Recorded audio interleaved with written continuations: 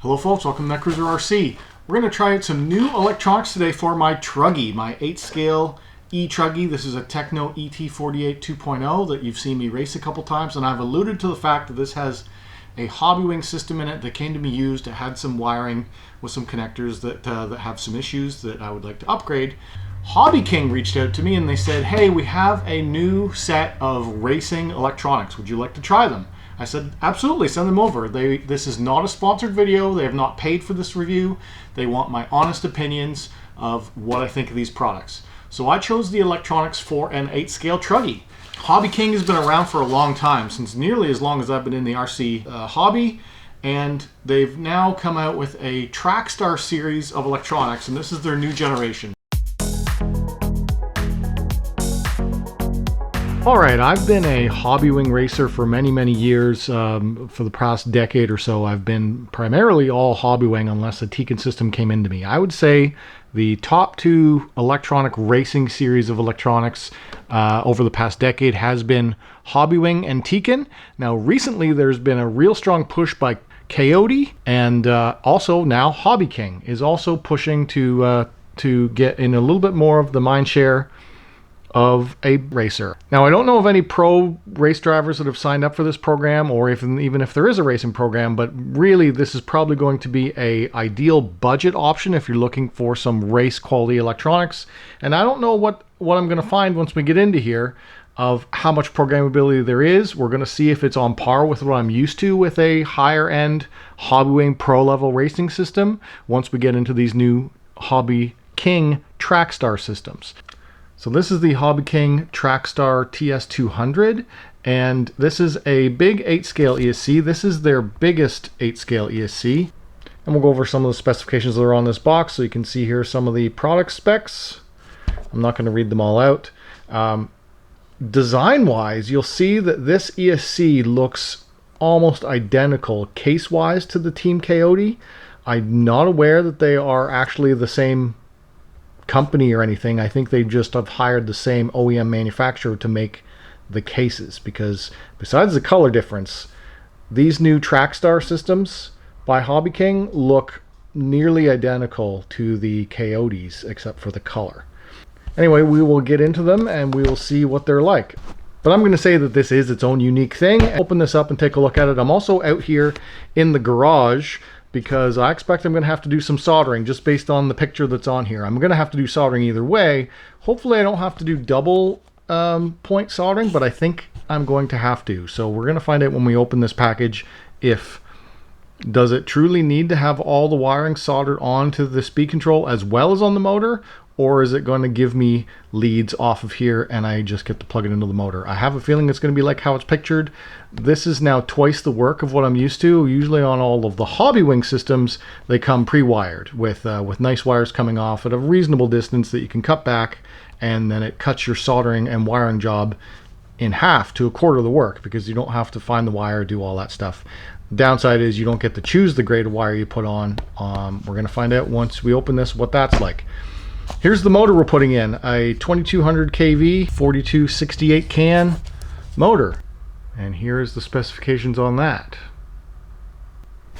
And then lastly, we need a programming card. Now, something I am used to over the last decade of HobbyKings, probably the last 5 years more so, is that getting away from programming cards and going to Bluetooth or Wi-Fi modules that you plug into the ESC and you use a phone app to control all your settings. Typically those things do exactly the same thing as the programming card. It just is a little bit more convenient to use your smartphone in an app. As far as I know, the TrackStar system does not have an app. You do need to make programming changes beyond whatever the base level settings you will be able to do in this. Once I open it up and take a look at it, you will need one of these, the TS multifunction LED programming box. Alright, let me start opening these up, show you some interesting things about them. Okay, I've opened up and taken a quick look at two of the three items. First of all, the programming box.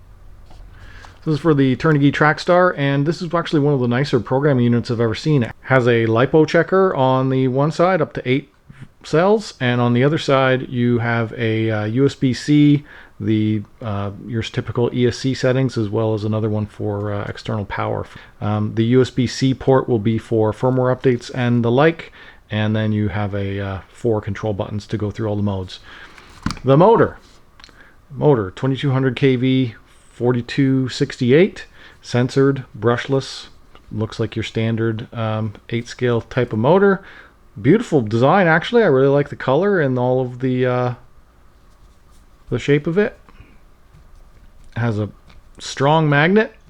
Spinning that by hand is not necessarily easy, so that's a good sign. As well as it did come with a nice little flat sensor cable. So you get the motor as well as you get a little flat sensor wire. All right, now the most interesting thing to me is the speed control. Let's take a look at the speed control. So here we are. Yes, I am going to have to do the double soldering work of putting the wires on the speed control as well as putting the wires on the motor. Not a big deal. We'll also see underneath if you get any wiring with it. I do like getting wires with the ESCs. We'll see if you get any. Beautiful looking ESC. One thing I do notice right away is the actual product does not have plastic over the cap packs like it shows in the picture. The picture shows protection over the cap packs, and that is not reality. But other than that, metal, all metal build, and pretty nice fan, a little intake and exterior cooling, and all of your wires on the one side. The sensor port, the brushless sensor port, will plug in down here at the bottom, and then you have your programming card. And the switch and the ESC wiring are directly hardwired in through the casing, so you cannot unplug the switch or anything like that. So, all right, we will take a look underneath here and then take a look for the instructions and what else you get.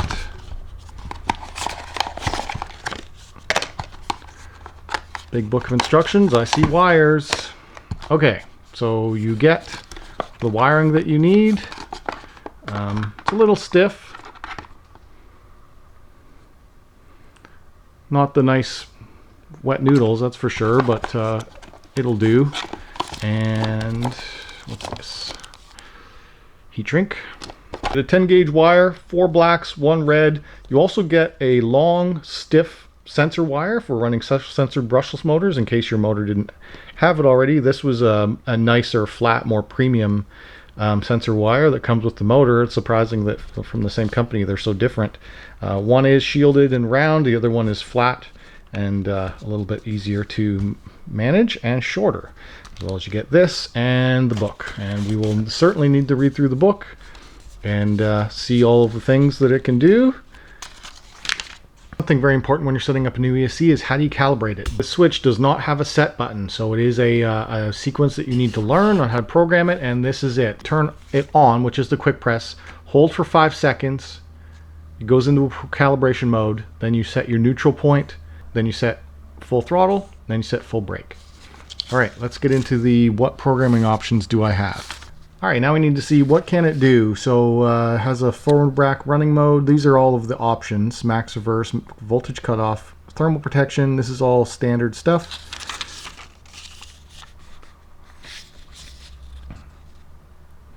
We do have PWM drive frequencies. So your drive frequency is selectable between 1K to 16K. You can have brake rate control to slow or heavy. You can have drag brake, max brake force. You can also have a brake frequency of 0.5 to 1K or 2K. Then you have your boost and turbos, because for mod we typically do want to run a boost and a turbo, which I do like. A lot of people don't, but I like it. So yes, it does have the pro level features like softening, PW drive frequencies, all of that stuff. So it is finely tunable. It is as tunable as my G2 HobbyWing. You go through all of this, you figure out how to program it, but first of all I gotta solder it up, and I'm not the best at soldering. This makes me a little nervous.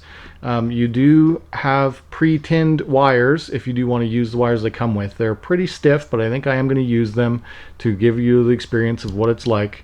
And I will need to put solder in these cups and then heat up the wire and solder these on. So that'll be step one. The thing that makes me nervous about doing it on the ESC side is you're putting a lot of heat close to a circuit board, as well as how close these 5 connections are together. You can bridge them pretty easily. When it comes to doing a motor, you have a little bit easier access, I would say. You lay them down, you just put them in, you've only got 3 wires to deal with. It's pro level equipment. I gotta expect that you're gonna want to do a custom wiring job. That's just how it is. Let's get started on it. I'm not going to record that stuff. I'll come back after it's done. Your quality and skills with soldering comes down to how good your soldering station is. This is a 700 watt, not 700 watts. This one can go up to 800 degrees. They don't make this anymore, but it's really good. Nice big base station soldering, as well as the quality of your solder. You don't get solder with this. You will need to tin this end. The wiring has a little bit of tinning on them, but not enough to actually wire it together. So a good silver level solder, as well as a high powered soldering station, are beneficial when you're dealing with systems like this. All right, I've just spent the last few hours installing that TrackStar system, getting the old system out, putting a new system in, doing all of the soldering and the wiring, and let me show you. So first of all, what I mentioned about needing a high wattage soldering station definitely turned out to be true, because the wires that you get on that ESC are 10 gauge, and you need a lot of heat. So I successfully did it. I'll show you a picture of me doing this.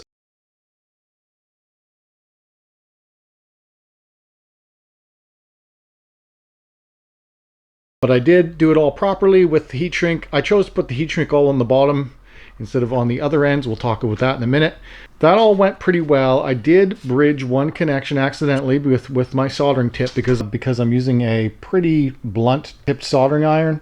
So it does great on the big wires, gets a lot of heat into them very quickly, but then it's just a fidelity issue of, I'm trying to do it with 10 gauge wires and putting it all in myself. Anyway, I did bridge a connection. You just heat it up, work it while it's warm, get it so that none of those are touching each other, right? You can't have anything touching.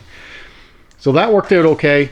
For the way the Teknos are set up, the C goes to the far side. Anyway, these two on the outside are crossed because of the way this is. If you flip this around the other way, then your wires are too close to the can, and it would end up, you'd have to do a loop around like this. So I like this setup. It's how I had my other system set up.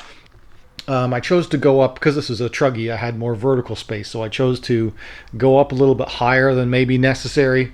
But we got that wired in, looks pretty good. Tekno Truggy, the ESC wire is long enough for it to route under a built-in channel that is in the ESC, which is really cool. So I didn't have to route the wire under the ESC tray. I was able to just use the channel in the ESC to run the wire from this side to this side, and then running it along the wire channel into the box without an extension. Perfect.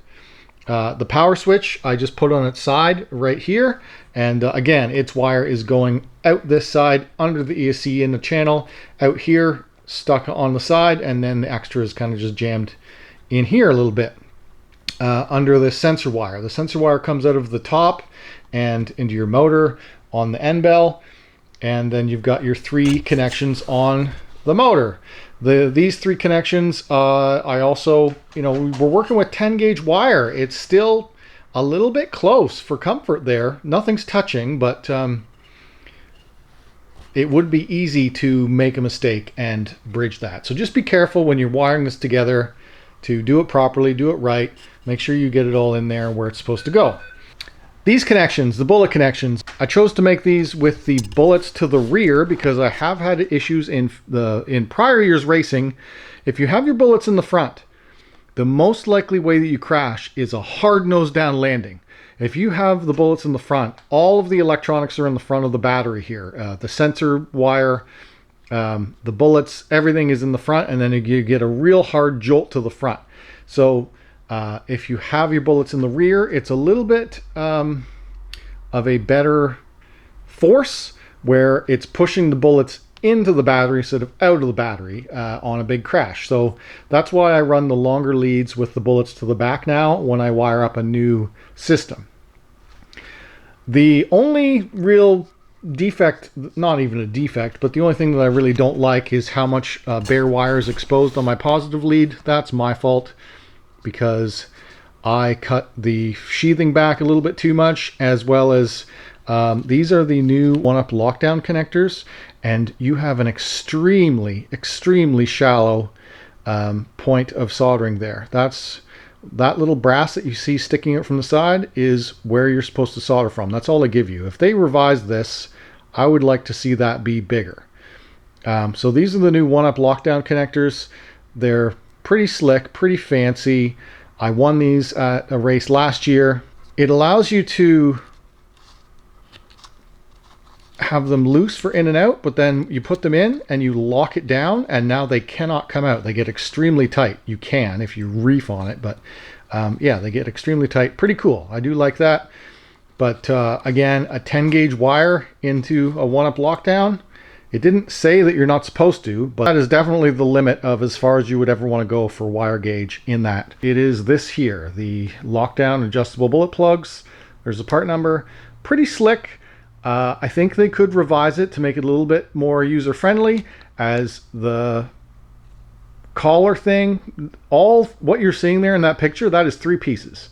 The bullet, the solder point, and then the colored collar is all separate pieces. They could have just made that where it's all done for you, pre-tinned, pre-soldered, and make that little solder point longer. And then all you've got to do is solder it on and put your lockdown clip in, and it's done. So I would like to see a revision to that product.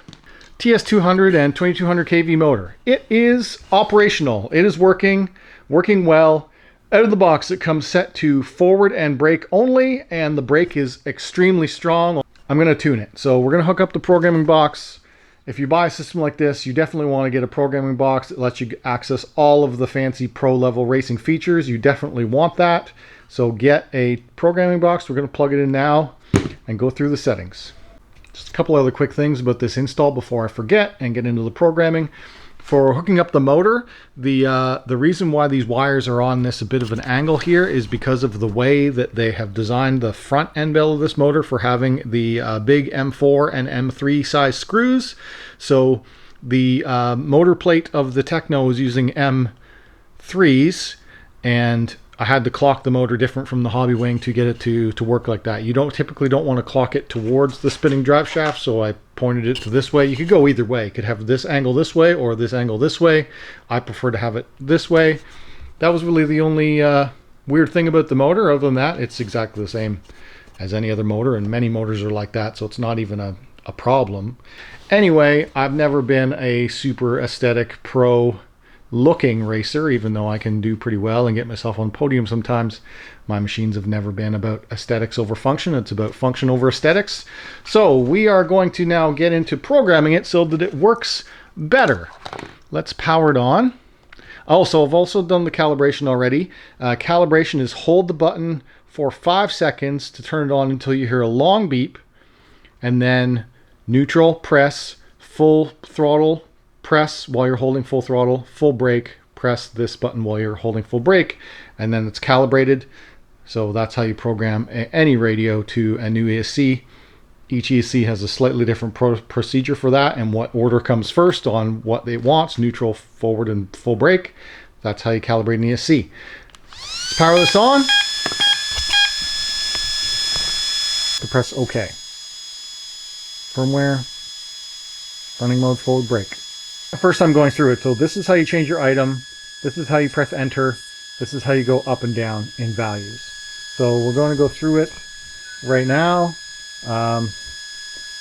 Forward brake. I actually think I want to change this to forward reverse. I actually want to change this to forward reverse brake because I'm going to go to some different tracks that I may want to have a reverse. So we're going to say OK to that. And now max reverse force, 25%. That seems appropriate. Cutoff voltage, automatically 3.5 volts a cell. I want to change this. For racing, oh, that's the minimum. So for racing, I'm going to disable it because when a pack goes into low voltage protection, that can DNF you. I would rather sacrifice a battery than lose a race. Thermal protection. Because I've never tested this before, I'm going to leave that on. Typically for my race rigs, I leave that off, but I'm going to leave it on for now.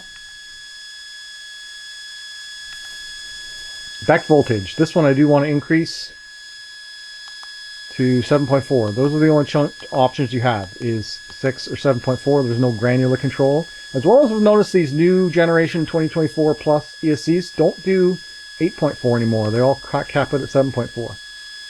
Remote off. I don't know what that does. We're going to go next. Sensor mode is full censored. Yes, we want that for racing.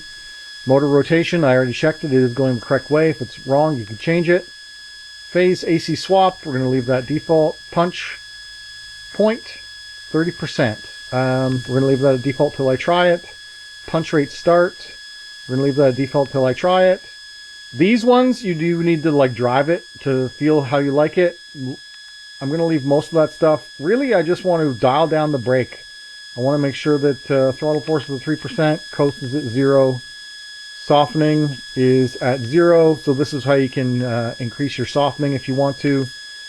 The drive frequency is at 4K, which is, this is how my current ESC is. So actually, I'm going to go cycle back and set a softening value, because my current ESC that I'm used to racing on right now, the HobbyWing, I had a 4K drive frequency with some softening.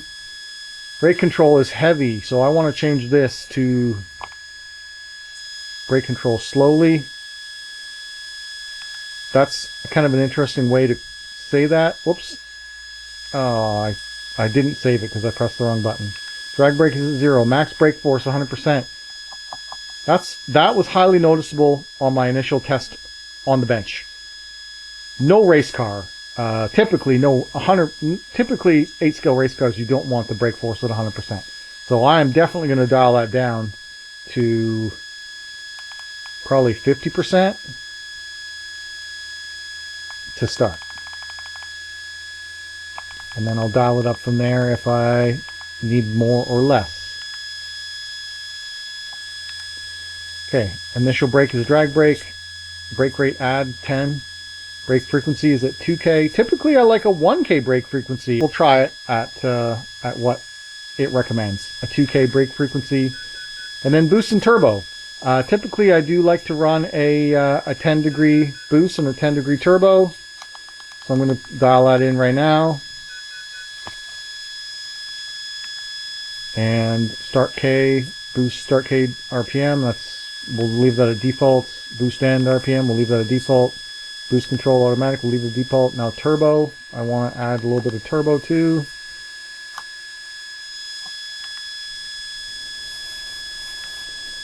Turbo delay, instant. I typically like to have a little bit of a delay.